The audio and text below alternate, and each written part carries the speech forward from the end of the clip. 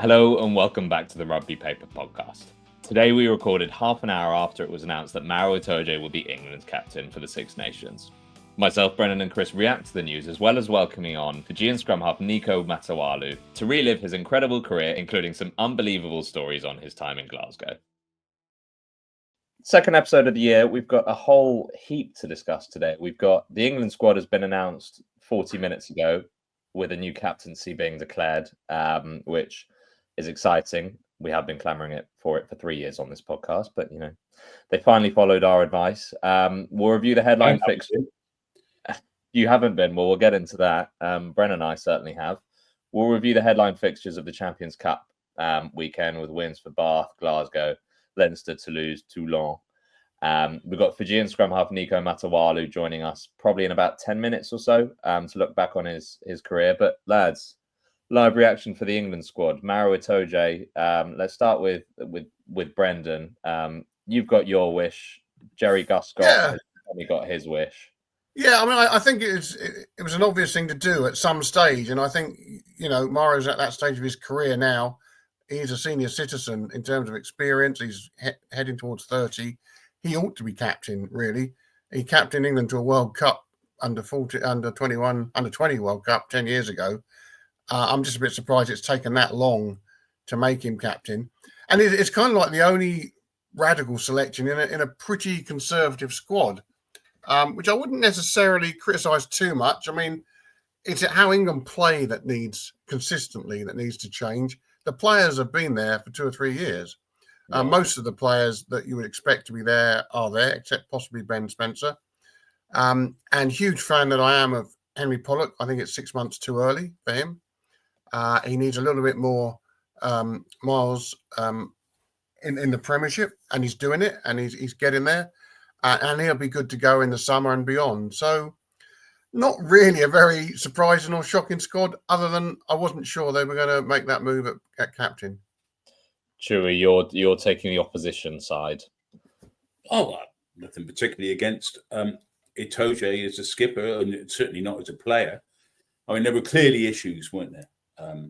And Eddie Jones, in his characteristic fashion, alluded to them. There was a reason why Maro Itoje wasn't captain under Eddie Jones, and that was because Eddie Jones didn't think that he had the right kind of character. You can only extrapolate from that he felt that he wasn't the kind of didn't bring the kind of togetherness in the dressing room that a captain is required of a captain, especially at international level when you have relatively limited time together. So I don't see what Jamie George has done wrong as captain. I don't think he's had a terrible run. I mean, people moan about England all the time, but I mean, this is far from the worst run that England have had. They should have won in New Zealand in the summer. They've had their performances under Jamie. Jamie's been the least of their problems. And he's well known for, as we said, or as I said last week in the paper, he's a sort of spherical Sam Warburton insofar as he has the art, and it's an important art these days, as Sam Warburton constantly reminded us all, that you need to be able to get the referee kind of on your side, or if not on your side, they're not off your side. But that's where I think there might be. This is what's happened. He's become a 50-minute rugby player, and I don't know if that's his option, because I think he's capable of playing more than that. Yeah. But you kind of need your captain on the field for 80 minutes. And England's biggest fault in recent years, they fall away in the final quarter. They are hopeless in the final quarter. They lose it. They don't score points. They lose control of the ref. Everything goes to pot in the last 20 minutes. So I think perhaps this is the adjustment they're making. Sia Khaleesi is a 50-minute rugby player, and he's won. Well, he's only occasionally become. He used to go the whole hog. Only when he was unfit. They drag him. Having a bad time at Racing did he become a 50-minute rugby player? They drag him off. We had. I think it was. To be fair, they're normally winning comfortably by then. I think it was Scott Brits that said that with Sia, they have done test after test in terms of VO2, general capacity analysis of his games, and realised that he drops off after 55 minutes. So I think Brendan's right there, to be fair. Oh, sorry, Chewy's right there, to be fair, in that he is and has been since the last World Cup really seen as that sort of 55-minute animal. Brendan, your the trouble is England have become a 55-minute team, and it's to go true. That is very true. England need leadership in that last 20 minutes, and if Jamie George isn't either been allowed to play in the last 20 minutes or is now a 55-minute rugby player, that's your problem. That's your issue. One thing you've got to say about Maro, he goes the whole hog every match. The question is, I mean, I remember Graham Murray, who was one of the greatest captains ever to play the game. Graham Murray said that, basically, he said in his autobiography, which was one of the best autobiographies I've ever read from a rugby player, he said that you don't change that much on the field as a captain. You don't. The game kind of takes care of itself. The art of the captaincy is the culture you build, is the team spirit you build, the togetherness you build, etc., etc., etc. Now, I understand that kind of argument. Murray was absolutely brilliant at it. And I think Jamie George was absolutely, overwhelmingly the obvious bloke to captain England this time last year. And I don't really see what's changed massively in a year. In fact, as I say, I think he's been the least of England's problems. Itoje might prove me completely wrong. I mean, crikey, he's got the talent. There is no issue about Maro Itoje's talents. He's an extraordinary player. One of the very, very few people who would have been in a serious conversation about a place in a World 15 for donkey's years. Actually, Jamie George is very best, and I'm not pretending that Jamie's at his best now. He's not in his prime. He's past his prime. He's on his way down the hill. I just don't think that this is necessarily the time to change it, because I don't see there was an overwhelming need to change it. Yeah. So I just find it slightly odd. I'll be very interested to see now if George starts the first game, or whether there is a big plan. That again might have been the decision that's been made. I don't know. They might say Theo Dan or Cowan Dickey, but a little bit like Malcolm Marks. Cowan Dickey has a long and undistinguished track record of failing to hit a cow's backside with a bucket. He is weak at line-out time, just as Malcolm Marks is weak at line-out time. It stops him being a great hooker. Jamie George may have slightly, he may have gone off a little bit on certain aspects of his game with age, but crikey, he doesn't miss many at the line-out. Yeah, his arrows are good. Yeah. Interesting take on Marks, and that's probably something that the South Africans listening will have something to say about. Well, yeah. And how can you mess up with the South African line-out? They're all 8'9". How can you miss? Did he not get voted into some World 15 Team of the Year last year? And he's not even the starting box hooker. No, he plays about 30 minutes a match. I know. The bomb squad is a different philosophy of rugby altogether, isn't it? And that's a whole different argument, and we can annoy a fair few South Africans if you want to go down that road. But we can give it a break. You can probably give it a break this week. But it's so look. I mean, I've nothing massively against Itoje. I just wonder why. But if George isn't picked to start in the opening round of Six Nations matches, then we'll know why, won't we? Yeah. You also wonder why this didn't happen after Rugby World Cup 2023, because what we've now had seemingly is another strange 18-month interim period, as we appeared to have after Rugby World Cup 2019, where there wasn't the shake-up. We've said over the past sort of 3 months and since the autumn, that win against Ireland seems to have been a misnomer for the time being, and there hasn't been the shake-up we wanted in terms of ideology, in terms of playing style, in terms of personnel. Is this that cycle all over again, where there's an initial 2-week hiatus period or interim period that this is now sort of the manifestation of? It kind of lacks a bit of sparkle, doesn't it, the squad? I mean, it's a novelty. It's the same old names, isn't it? It's just, can the selection be better? I mean, a lot of good back row players. I don't think he's got his best back row on the pitch yet in recent years, Borthwick. He's got to get his best back row on the pitch. No question about that. He's got to decide who his best halfbacks were. I mean, yeah. England were leading both big matches with Ben Spencer went off in the autumn. And why is he suddenly out of the picture? What's all that about? Why is that happening? Is Marcus Smith a starting 10 and a finishing 15? We're back to the old arguments. Finn Smith. You've got to absolutely nail these selections down. We can see the player. I mean, I think it was Lawrence tweeted the other day when he was watching Saints Bath, the hell of a match. He said, look, England have got the talent. They clearly have got the talent. England's dripping with talent. You've got to pick the players in the right bloody position. Well, it's very interesting that you mentioned Lawrence, or as he's also known, Sir Lawrence Olivier. We are talking about Lawrence Dallaglio. Oh, Lawrence Dallaglio. It's funny how your mind works, actually. Okay. Well, that's he was Lawrence anyway. Not in a thespian activity, although I'm keen to see him in King Lear. But I do think. You mentioned the halfbacks. We're getting towards the halfway point of the World Cup cycle. No, you were 6 months shy of the halfway point of the World Cup cycle. We don't know who the best 10 is. We know who the best 9 is. Mitchell's a mile in front, I would say.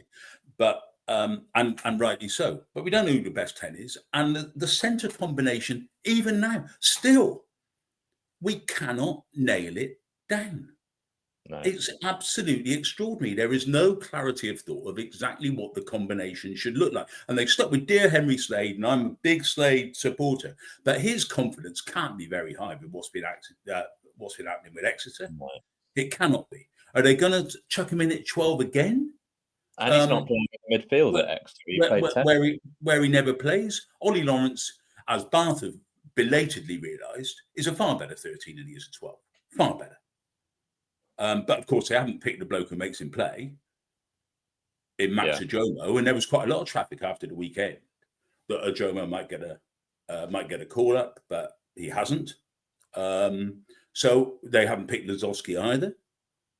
Yeah. So I don't quite know what they're looking to do, and it does. I agree with Brendan absolutely. It just looks dry. It looks a dry squad.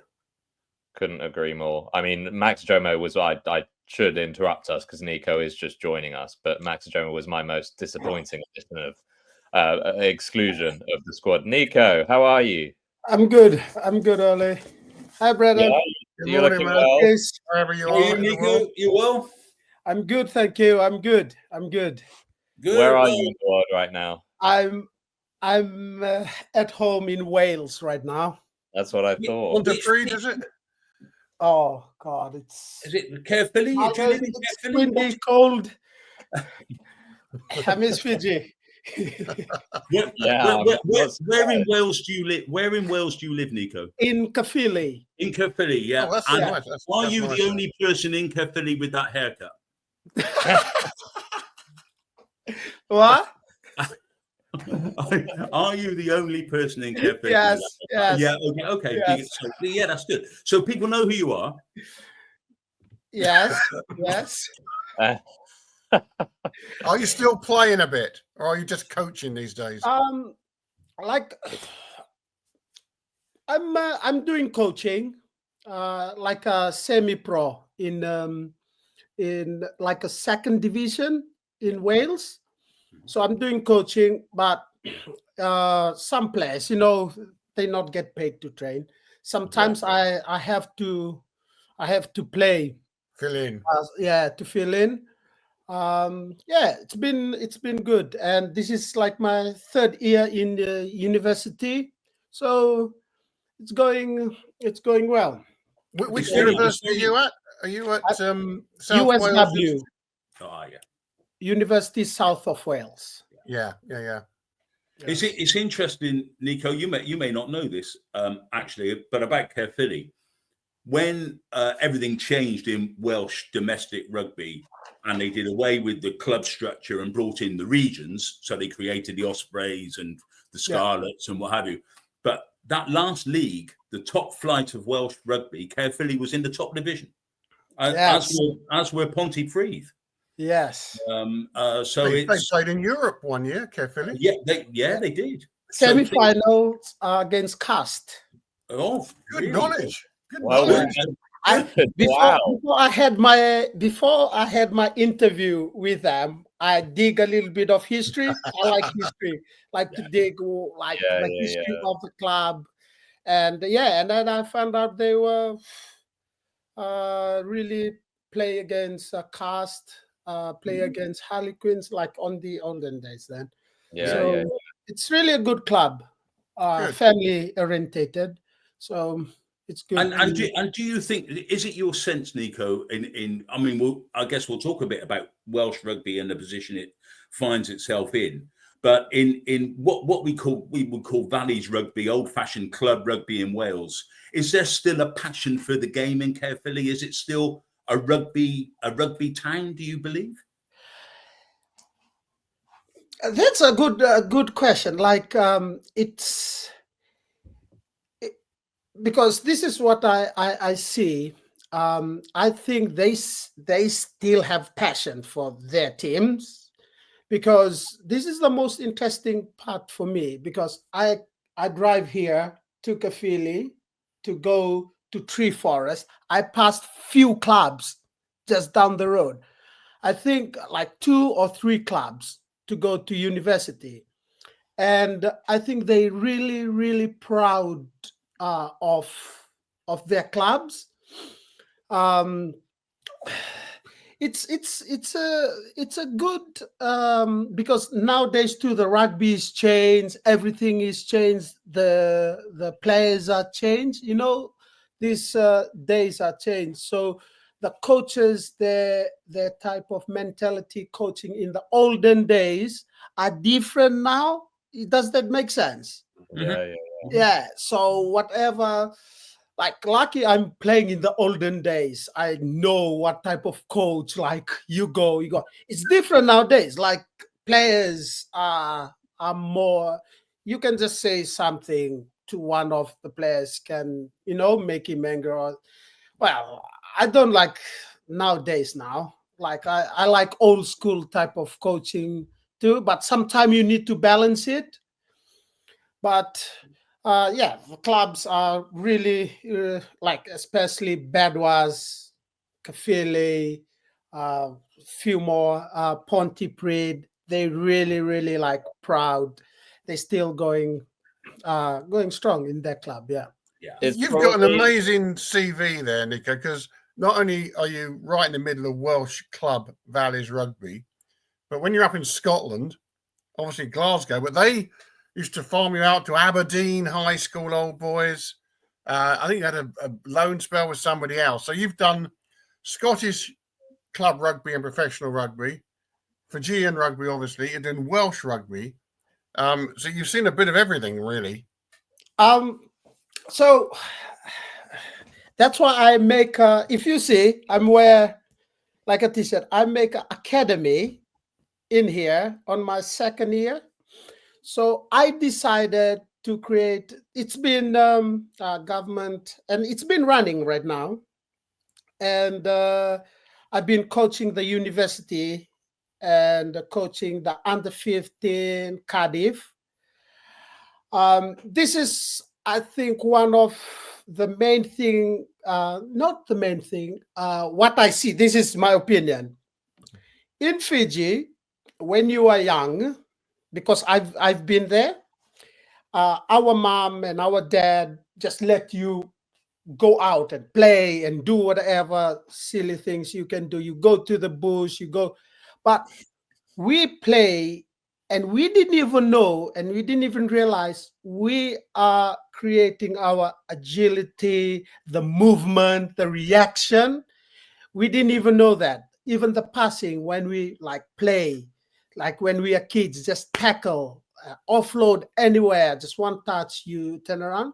And when I come in Glasgow a little bit, and in here, it's the coaches are trying to feed that.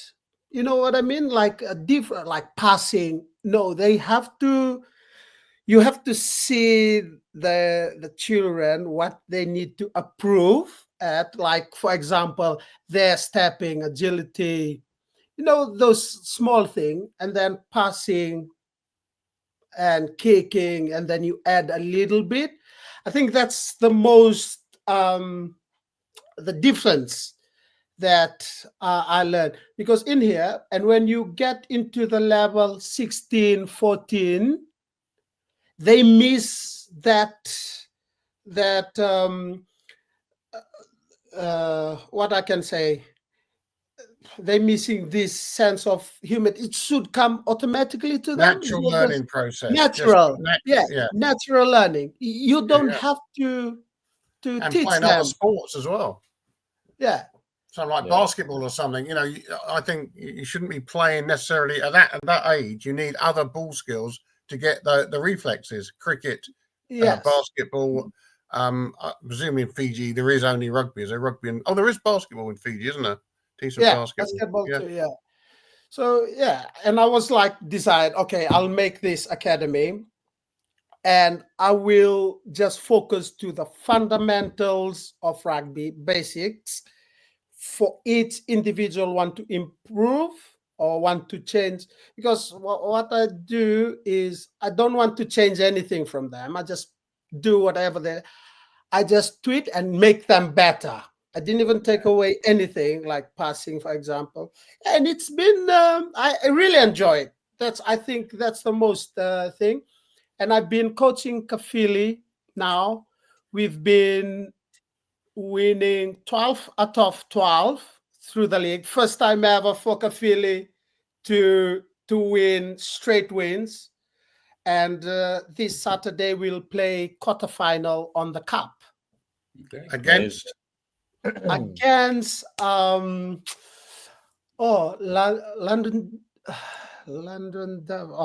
It's Church Village. Something beginning with LL. Yeah, LLY. Doesn't narrow it down. You are not the first person, Niko, to fail to pronounce the name of a Welsh rugby club. Oh yeah, that puts you in a massive majority. You're okay. I mean, Niko, it's maybe a slightly superficial observation to offer, but in terms of you coaching and your rugby DNA, do you think there is a compatibility between the Welsh rugby DNA and what you guys do in Fiji, which is probably slightly different in terms of playbook, if I'm being honest? I think for me, it's totally different. They're passionate, okay? When you were young, you want to play for your country, okay? I think it's just I don't know, if Wales or UK can, what I can say, it's a free country to develop these kids to develop, okay? Yeah. And the coaches, not to just like, I'm talking about Wales, like coaches now, to come down, because man, I'm going around places in Wales, the club, I saw lots of good players. If they can just pick this and then put it like into this type of developing squad or whatever, I think Wales could be still the number one. And like in Fiji, like I said, like I said, it's like natural, and then they give you, because no one teaches us how to step. Yeah. No one teaches us how to offload. It comes with your mind, the way you react. It's going to be like when you were young, growing up in teens, from 8 to 16, you should have that. And when you coming over to 16, going up, like Fiji are doing now, the Nrua, developing strength, going up to that level, it's going to be this is what I say, because we were best friend with the trainer, the one in Buka for Fiji. Mm-hmm. And we were saying, yeah. He was quite a good player. Oh, he was sevens. Oh, no. Anyway, cut that. So, and we were saying, because before, Fiji has no money, okay? We used to play just the proud to be in the Fiji team. That's what we want to be. Once you grow, you want to play for Fiji. Anyway, so once everyone plays in Fiji, come over to overseas. Yeah. If you the best players, Okay, they come over, and this is what I say. I'm gonna thank all the Fiji boys that come before me, before everyone, and then now the Fijian players that playing now overseas, because it created the Ndrua today. You know, because World Rugby I said no, there's a big talent in Fiji. You know, lots of Fiji go to. So it created. If we have those physically fit, we can play 80 minutes. You know, we can go to the gym, like train, because before, I remember when I was playing to the Fiji team, we just come to camp 2 weeks before flight to Dubai. Who did that? You go over first week, fitness, first gym session for the first time, okay? And then you fly, second week. And that's like no one talk about it, you know. And then we still win game. Like how many hours we travel, we still win game. Thing is, yeah. And now that modern rugby, how you eat, the diet, the training, this is suitable for you because different players suitable for different physical in the gym, you know. So. Yeah. Are you sure, Niko, on this subject? Yeah. We know that this new Nations Championship is coming up next year with the top sort of with the Six Nations sides and the Rugby Championship teams, and there are 2 more teams which are going to be included in that, and everyone assumes it will be Japan and Fiji. Are you sure it will be Fiji? I think if Fiji still playing like now, you know, the A game all the time, and then the Ndrua team to develop lots of players, really good. I think that flows all over the years once, because Ndrua has just started 3 years ago. Yeah, It fantastic. just started, and we reached the quarterfinal already for the best team in Australia, New Zealand. Don't get me wrong, it should be Fiji in that championship. I mean, you're a top 10, top 8 side, or whatever it is now in the test rankings. But because there's no or comparatively little money in Fijian rugby, and all the broadcasting thing and all the stuff that surrounds professional rugby, Fiji has the players, but it doesn't have much else in terms of power. I mean, I hope to God that you're in that championship. You deserve to be in the championship. But it's not confirmed. And the longer it's unconfirmed, the more suspicious I get about the whole thing. Call me cynical, but, you know. Hey. Yeah. Hopefully Fiji go there. And when we're talking about Wales as well, when we just to mention Wales, I think people forget that it's really not very long ago that Wales were that far from beating the Springboks in a World Cup semi-final. Yeah. Having been that far from beating them in a World Cup quarter-final 4 years previously, and were within one sending off of making the World Cup final in 2011. So the state that the Welsh team now are in now at international level, it's been an incredible fall off a cliff, hasn't it? Yeah. Absolutely extraordinary. Just one thing, just to say one thing. This is just my thought, right? I don't know if this is something. This is what I see, because once Wales lost their 7th team, they've been struggling. Okay, interesting. This is what I see. Why I say that? Because Wales was good, beat Fiji, and most players that goes to the 7s were top not playing for Wales. Likewise, I say that because 2012, we were playing New Zealand on the final at Hong Kong. And the New Zealand team was Nahola. This is before they going to play for the All Blacks. Naholo, Rico Ioane, Artie Surveyor. Avi Savea, all those boys, and we beat them on the final. And straight after that, boom, they go. I don't know. Maybe it's just my thought. If they develop the sevens again, because if you come from the 7 side of if you play sevens and you go to the 15, you another class. That's what I think.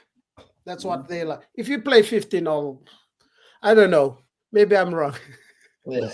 It's interesting. I just don't think we've seen the level of converts from 7s to 15 we've seen with you guys or with New Zealand. Well, there's Dupont. Dupont's done all right out of the 7s. He'll be a good 15s player one day. I didn't know Dupont. I didn't know Dupont was Welsh, Chewy. Oh, I see what you mean. I mean, I tell you what, if anyone can rescue a country, a decent story. In fairness, if you get some Welsh qualification there. I didn't know you were talking specifically about Wales in that sentence because you didn't make yourself very clear, Ollie. But I'm learning from you. I'm learning from you there, Chewy. But that's okay. The similarities between Dupont and Gareth Edwards are, as we know, they're indistinguishable. Niko, do you have any ambition to coach with Fiji once you've finished in Wales, got your qualification at university? Would you like to be helping out with Fiji at the next World Cup or the World Cup after that? I got few jobs like coming up, but I just hold it like a bit. Like my goal now is first, I want to pick the kids up, drop the kids to school, come back, go to finish my first year and take this Kafili team to Premiership, to Premiership. So Division 1 next year, Championship. And then once I did that, this is crazy because I want to be before I go to Fiji, this is 10, 15 years time. Yeah. We're talking about 10, 15 years. This is the master plan you're talking about here. Yes. I want to be the first foreigners to coach the backs for the Lions tour. Wow. Oh. You want to be the Lions backs coach? That'd be good fun. That would be good fun. I'd like to watch that. Wow. And if the Lions do a Pacific Islanders tour, which we've been mentioning, then you could be the Lions coach for that. Yes. I've got Andy Farrell's phone number if you want it. 20 years time. That's like, and then Fiji will come. Yeah, that would be amazing. That would be great fun if you could do that. That would be very cool. It will be hard, but nothing is possible, Presumably you would have to work with either Wales, Scotland, Ireland, or England first. You'd have to get a position as a backs coach or an assistant backs coach. That's the stepping stone. Yeah. So go on then. Which nation would you like to be the backs coach for? Attack. But with England, Scotland, Wales, or Ireland, who would you like to be the coach for them? Like for now, Gregor has been texting me all the time. We've been talking all the time for me to come over. But for me now, because lots of the boys, I want to do it in Wales because develop these young boys because I want to know them the same block until when I reach that top, I want to still notice them and know them. It's good to mold them when they're young. If you come over and then you didn't even know it. I think Wales. They were great days in Glasgow, weren't they? That was the first really good Glasgow team. The current one obviously is very good as well now. But that was the first great Glasgow team under Gregor. God, you played some good rugby. You were a team worth watching. Oh, it was. I think one of his philosophy, because we sit down. We sit down when he heard me that I'm doing the course for coaching, rugby coaching and performance. So he called me the other, like 2001. He called me and said, "Oh, this is interesting. You will be a very, very good coach because you see the game differently." Wow. Coming from him to say that, it's like encouraged me to go further. So I think it's interesting that you mentioned Gregor, because I mean, I'm a big Townsend fan. I don't think he gets the credit he deserves in a lot of quarters. I think he takes quite a lot of unwarranted criticism, actually. But the way Scotland play, I mean, they're the most exciting attacking side in Britain and Ireland by a distance at the moment. I mean, they're playing some pretty exhilarating rugby. And much as Scotland were, you know, I mean, they had their down times through the early parts of the professional era. But my goodness, you would, whenever they were successful, you wouldn't have said it was because they were playing a thrilling brand of rugby. Today, they do play a genuinely exciting brand of rugby, and you would, well, you would understand that more than anyone, Niko, because you could run around a bit yourself. The Glasgow highlights reel from your era would be amazing. You as a team scored 5 or 6 of the best team tries I've ever seen. They're just fantastic stuff. Did Gregor think you were a wing or a scrum half? Because you did the lot. Yeah. So what was your favourite position? When I come over, I was playing scrum half, and I enjoy scrum half. And then the game changed a little bit from the 9 just to pass. And then I told Gregor, I think I'm not enjoying 9 now. It's boring. It's just passing. Can you put me? This is serious, right? So every time I make a mistake in the field, on the review, he never mentioned it. If someone mentioned it, he will go after him, even the players. He's like, what I can say is like my dad. You know, that looks after you. No, like bad chat or anything. He just look after you. That's how he look after me. So he let you make mistakes in the knowledge you would repay him with great tries or making great tries. Yeah, but when I do that, when I do that, I learn from it, but I didn't even do it the next time because what was my thought? I was like, oh, the coach is doing this to me, but I need to step up too, you know, to the players so we can all in the same line. Yeah, you're in a good tradition. I mean, back to your scrum half times, there have been some really, really, really good scrum halves who played European rugby from the Pacific Islands. I mean, we think Khan Fotuali'i was a sensational player at his best. Really, really very good, wasn't he? I mean, it was a different style of player to you, but very influential. I mean, he must have been as good as most in the world at his best. Really good. Yeah. Well, the Kiwis tried to get him, didn't they? They did. I think he'd already played for Samoa, and they tried to get the eligibility changed again to try and get him back. But there was a good Tongan scrum half as well. Salila Martens. Yeah, he was a good player. Yeah, he was a good player. So I mean, you're in a grand tradition, Niko. Grand tradition. Niko, I've heard obviously there's several phenomenal stories from your captain at Glasgow, Ryan Wilson. Oh my God! About your cultural adjustment when you went to Scotland for the first time. Let's just hear it from your point of view. I mean, he obviously this is on All or Nothing. He's mentioned you dressing the way you would dress in Fiji in the coldest country in Britain. Kissing babies on the head, which we don't really do in British culture. Exactly. Yeah. And then he mentioned that infamous first Christmas, and obviously the Fijians celebrate Christmas quite differently. Let's just hear your side of things because I'd love to.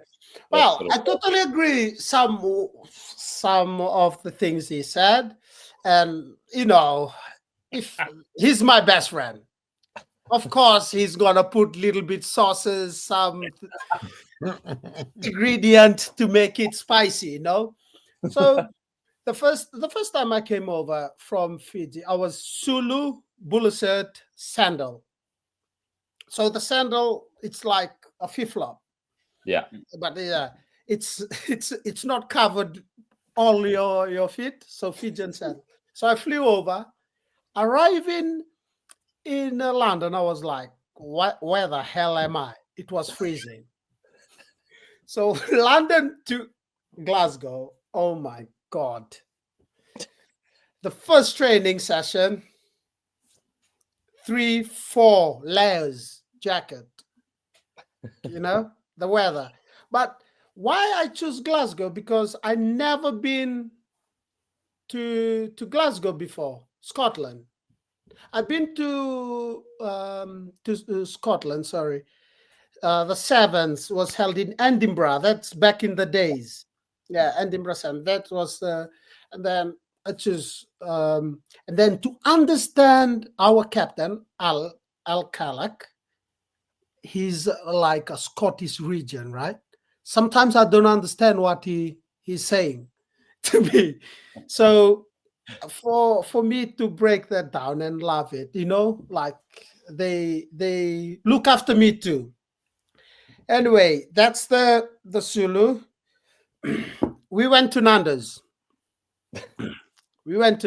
I was, pure Fijian type of, because in Fiji, now it's crazy because now I've been living in here in the UK for long. It's look like you're a pervert or something if you kiss a baby around. So we went in. There's a family on the table, on the first table. Once we went in, and Ryan, Leone, Nakarawa, we went in, and I was like, because the baby was like smiling at me, and I was like, hello. I went over and kissed the head of the baby, and then went across. The mom was like, ah, and then the dad was like, little bit, what the hell are you doing?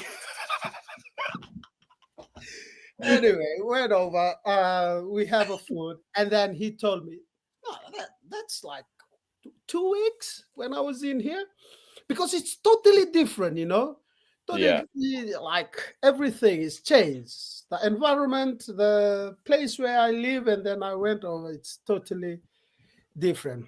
We went for the first Christmas at London. So he told me, brother, we're going to spend the Christmas at my dad's in London. So we went Aldershot. So we went up. The dad have like a big farm, like a little bit a hotel. So I was staying in, we were drinking. So not traditional things that happen in Fiji, you drink overnight, Christmas until Christmas, New Year's Eve, you drink, you don't sleep until New Year. So I was like drinking with the dad. Like the dad can drink. He was like drinking with me, and he called Ryan. What are you doing? Ryan was like, what? What are you doing? He's kept on drinking. It's like 5 a.m. He's kept on drinking. So he went to bed. I went over. Bless them. They get all my bottle to my room. So I was drinking in there. Wake up straight in the morning, shower, get ready, go to Bax. Bax is Wilson's missus, the wife. So we went to the mom. So the mom's house and the family's house is like really like one of the posh place in England. So we went there. I didn't even know that. Posh or whatever, everyone is the same. Even though if you have a car in Fiji, I didn't even know that. So we went over. We were eating. So first time for me to see the turkey, I thought it was like a big chicken. The mom take it out from the oven. I stood up I went over. I didn't even pull the wings off, as he said. So I went over and I was like, "Oh, can I have the wings on my plate? Can I have the wings on my plate, please? I just want the wings. I don't want anything else. There's the wings." Anyway, we have a food, lovely food. I was like a little bit tired, yeah? Tired. We have a food. That's a new Everyone, word for it. Tired after drinking until 5 in the morning. I was like, everyone was seated in the table. Like, I can't do that at home, you know? Everyone sitting in the table, wait until everyone finishes, and then you stand up. I was like, oh, stand up into the sink, wash my hand, wash my face. Oh, God. Stand up, straight to the settee, lying over there with my Malimbo. While They were everyone's laughing, thinking of but Christmas dinner. we're still like from the first time, and now we still like a bigger family now. Like we still visit them, everyone, like the mom and everyone else. So yeah, really interesting. Like something you coming from somewhere and then something new, different environment. That's the great. Nico, you're not alone. We all have to make a cultural adjustment when we go to Scotland. Did you wear kilt? With my legs? No. That would be an offence under the law for me to wear a kilt. Did you try the haggis and neeps? Yes. Nice. I love it. Yeah. They didn't even tell me about it until I finished eating it, and then they tell me. I think that's a secret.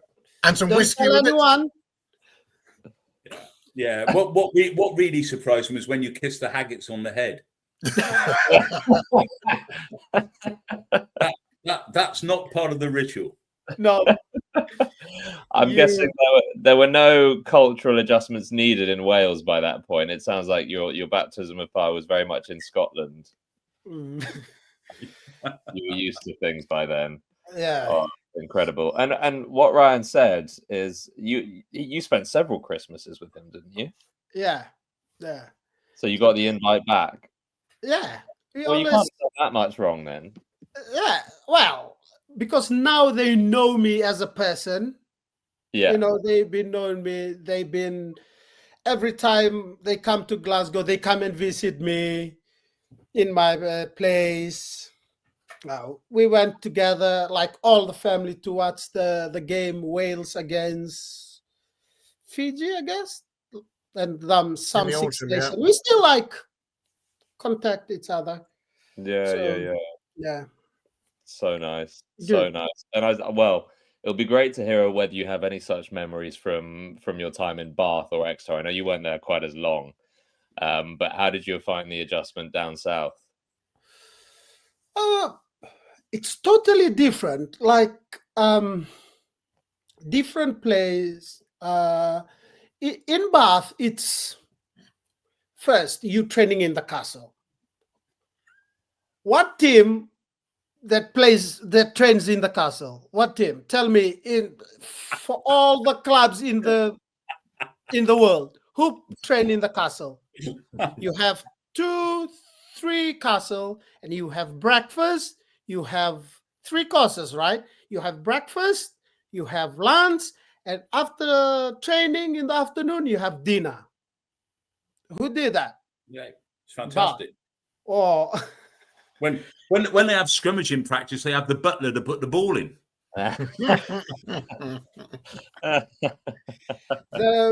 Like outside of rugby, well, I think Bath is one of the. I'm not saying like Glasgow. Glasgow is good, right? It's good, but on the other hand, in Bath, it's just crazy. The outside rugby, you food, like even your clothes after training, they wash it for you. You know, you just put it in the laundry bag. The guy came over, pick it up, wash it. You come in the morning, all ready for you. and it's like, but it's expensive though. Living, I live in 1 bedroom, small, tiny little one, sitting room, toilet, kitchen, a little balcony, just a view the Victoria, view. It's 1,200 a month. You should try that. Yeah, and I was like, okay, it's crazy. The rugby wise, most of the boys, you will remember Sam Burgess. Yeah. You do remember Sam Burgess? Yeah, we signed at the same time. Me, Sam Burgess, Chris, not Chris, Priestland. Yeah, Reece Priestland. Yeah. And then Fa'atau the next year. Mm-hmm. Yeah. It was good class team. I didn't even say the quotes. I don't know. He knows it, but this is my opinion. This is what I think. We have like a really good. We have Ford at 10, go to 9, 12, JJ, Jonathan Joseph, Watson, Rokundunguni, Kyle Hemis, like all those. And then the forwards are really good too, you know? And it's just how he managed the team, you know, how he managed the team. I think we win some of good games, but I really like, you know, making friends. We still talk now than like lots of the boys in there. Bless you. Yeah. So tell me, Niko, when you were in Glasgow, did you ever watch a Celtic Rangers game? Did you ever go? Celtic? No, only Rangers. Oh, okay. So you never watched the game between the two big teams in Glasgow? No. I just once go and watch the Rangers play. Okay. Yeah. So that's a cultural adjustment, I think. Oh boy, you need to beware. Don't wear anything Celtic or Rangers anywhere.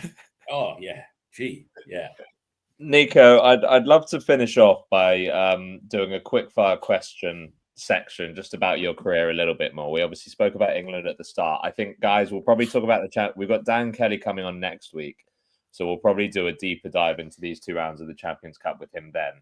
Okay. Just for the sake of time, Niko, if you're happy to do the quickfire question section very quickly, I think that might be quite a nice way to finish. Yeah, bro. Come on, what was your nickname? Niko or Nix? Best rugby memory? My 100 games in Glasgow. Scored 2 tries, and then the entering, I was lifting both of my boys inside. Oh, that's so nice. Yeah, that's so nice. Most embarrassing rugby memory? Oh, will be so bad. So we play against Zebra, and Hoggy just scored 2 tries in 2 minutes, and then they kick off, and then he will be the first player to score 3 tries in 3 minutes. So he was outside, he kicked the ball. I was on the other end, and I was chasing because I didn't even see him on the side, right? So I chased him, I chased the ball, he was coming over. Then the ball nearly go to touch, and I was thinking, oh man, it's going to go to touch. I need to score this try. So I put it down, and he was raging. Everyone come over and, you know, like celebrated everyone. And I was like, oh no. I've seen that. Yeah, and I was feel so embarrassed. I was like, oh no. But the bit that's not embarrassing about it is you beat Stuart Hogg in a race. No, if I didn't even dive the ball would go out, and that ball. Yeah. Yeah. Well, exactly. What choice did you have? He scored enough tries anyway in his time. Yeah. What's the bloke moaning about? It's not all about him, you know. Best pre-game tune. Pre-game tune. I love a little bit of Lucky Dube, UB40, DJ Noise, 660. My go-to. Don't forget the roots. I love that. Diverse.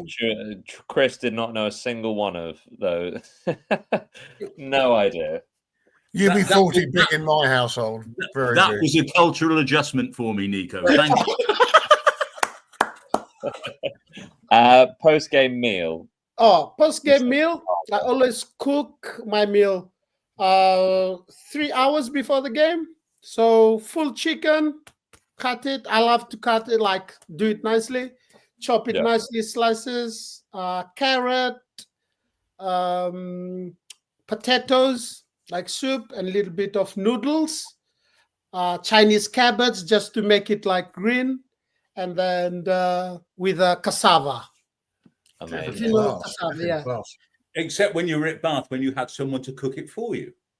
Exactly. Exactly. No, in Bath, I do my own cooking before I come over to game. Really? Yeah. Wow, that's so impressive. Like even in Glasgow, I do it when I was even in France. When I went to France, I was doing it. I really like it. You're the first player in the history of Bath Rugby Club under Bruce Craig to do anything for himself.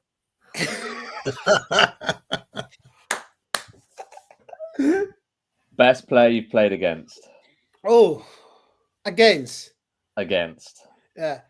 This is, I think, one of the best players that just come into my mind. We went over Glasgow versus Toulon in Toulon 2013. And I used to watch him a lot.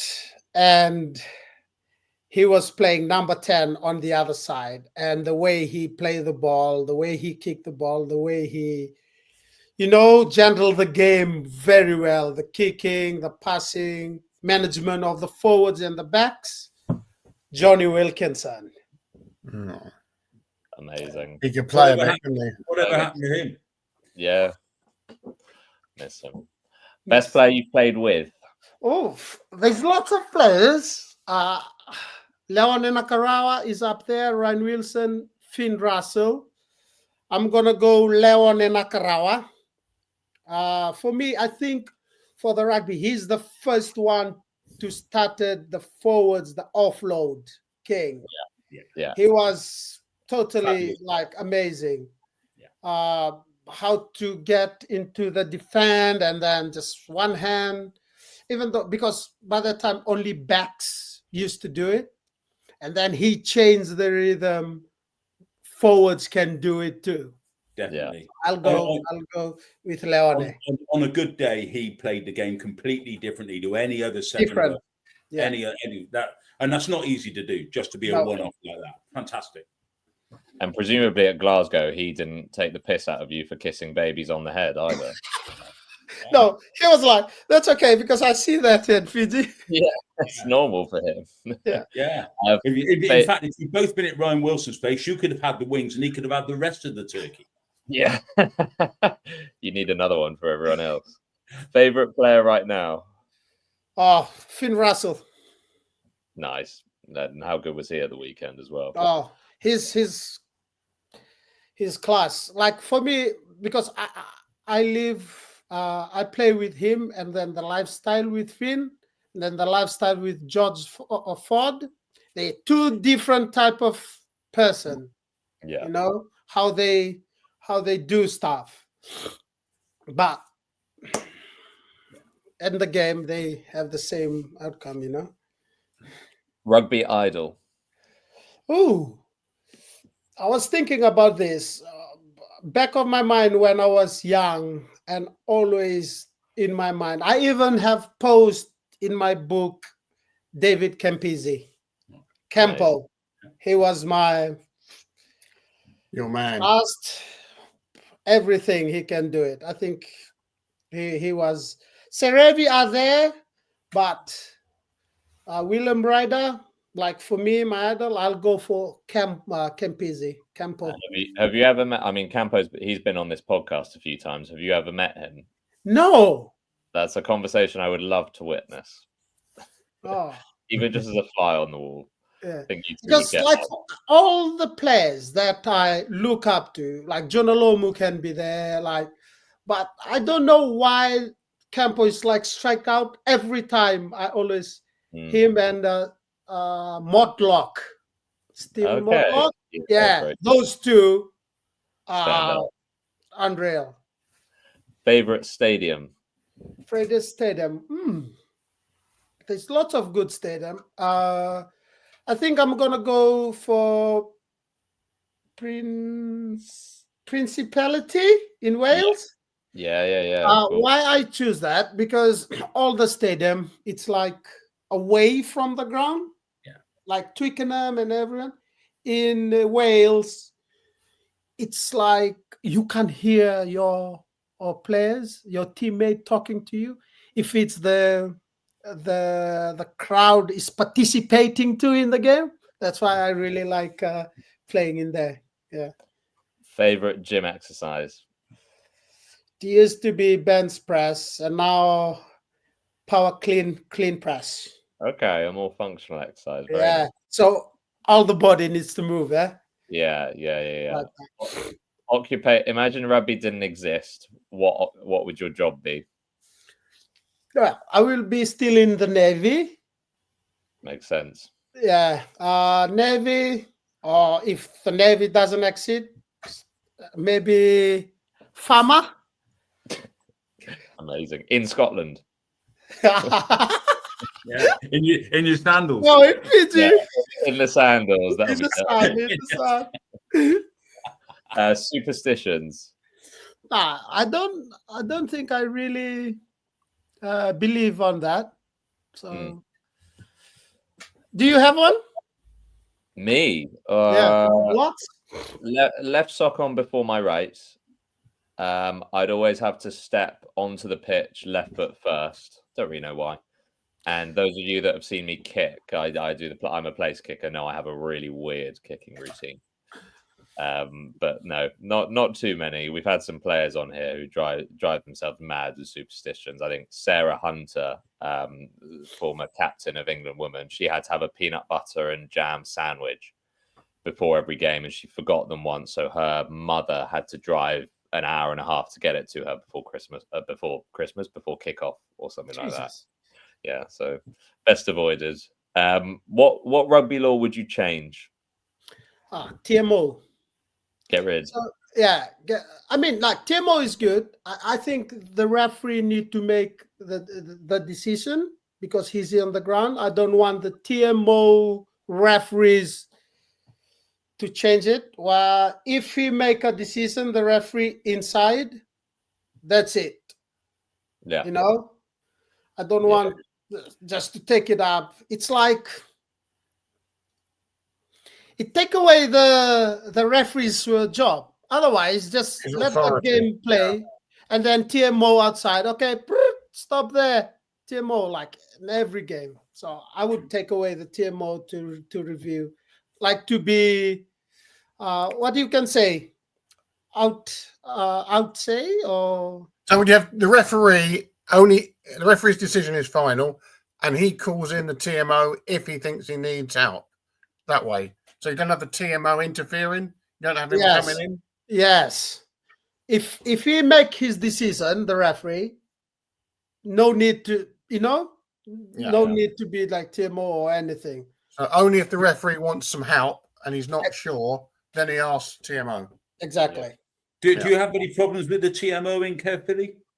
No, not at all. We wish. And very finally, best thing about working in rugby? Visiting lots of places. Have the coordinate now. Yeah. Meeting lots of people and been friends for them for life now. And networking. Yeah. That's well, as we're doing right now.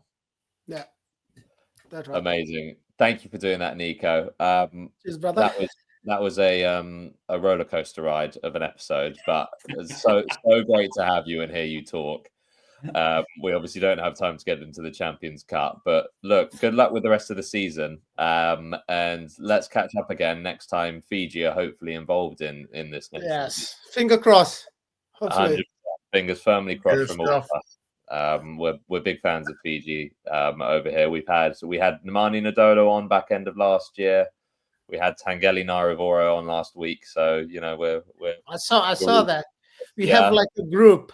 So I put it up on the group. He's yeah, oh really? No thou. yeah. No thou boy. Or Tangeli weighing 152 kilos at the start of this season. Yeah. Jesus. Yeah. It's almost as big as that turkey.